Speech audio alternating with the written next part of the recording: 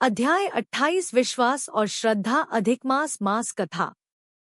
बहुत प्राचीन समय की बात है।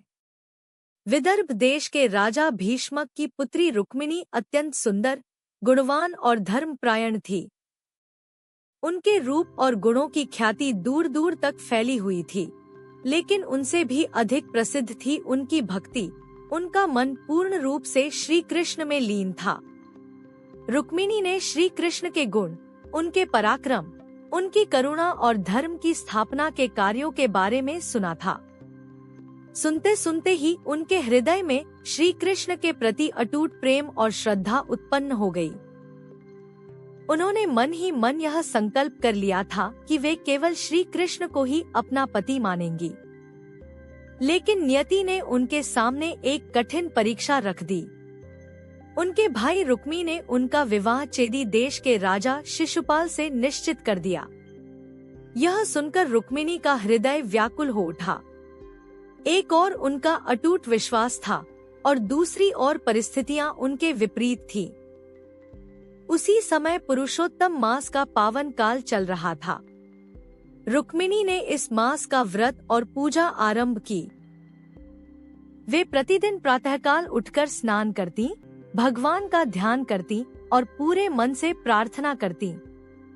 हे प्रभु, यदि मेरी श्रद्धा सच्ची है, यदि मेरा विश्वास अटूट है, तो आप स्वयं आकर मुझे स्वीकार कीजिए। उनकी भक्ति में कोई दिखावा नहीं था, केवल सच्चा समर्पण था। उन्होंने एक ब्राह्मण के माध्यम से श्री कृष्ण को एक संदेश भेजा। उस पत्र में उन्होंने अपने मन की सारी बात लिखी। हे प्रभु, मैंने आपको ही अपने पति के रूप में स्वीकार किया है। यदि आप मुझे नहीं ले गए तो मैं जीवन भर दुखी रहूंगी। यह केवल एक निवेदन नहीं था, यह एक भक्त का अपने भगवान पर पूर्ण विश्वास था। अब द्वारका में श्री कृष्ण को वह संदेश मिला। जैसे ही उन्होंने वह पत्र पढ़ा, उनके चेहरे पर एक हल्की मुस्कान आ गई। उन्होंने तुरंत निर्णय लिया, जो मुझ पर इतना विश्वास करता है, मैं उसे कभी निराश नहीं कर सकता। उन्होंने तुरंत रथ तैयार किया और विदर्भ की ओर प्रस्थान किया। उधर रुक्मिणी का स्वयंवर निकट आ रहा था। महल में उत्सव का वातावरण था, लेकिन उनके मन में केवल एक ही चिंता थी, क्या मेरे प्रभु आएंगे?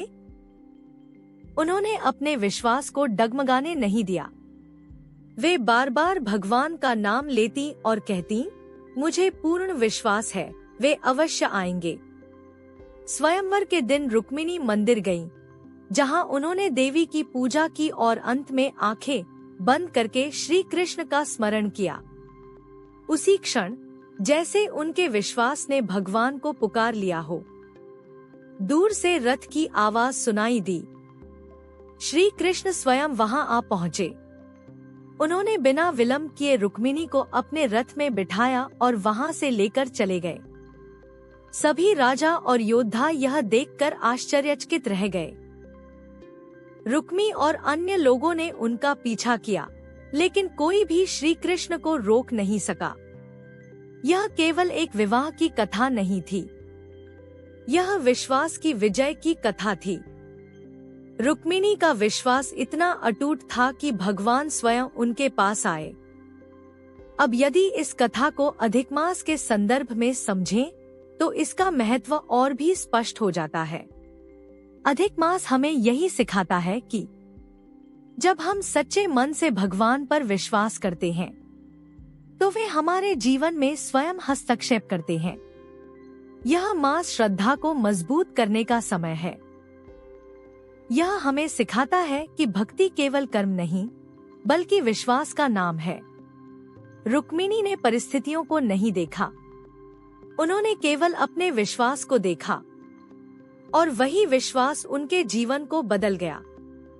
अंततः यही सत्य है, श्रद्धा और विश्वास वह शक्ति है जो भगवान को भी अपने भक्त के पास आने के लिए प्रेरित करती है। और पुरुषोत्तम मास वह पवित्र अवसर है जब यह विश्वास और भी प्रबल हो जाता है। जो व्यक्ति इस मास में रुक्मिणी की तरह अटूट श्रद्धा रखता है, वह भी अपने जीवन में भगवान की कृपा का अनुभव अवश्य करता है, क्योंकि भगवान कभी भी सच्चे विश्वास को अनदेखा नहीं करते। जय जय श्री राधे श्याम।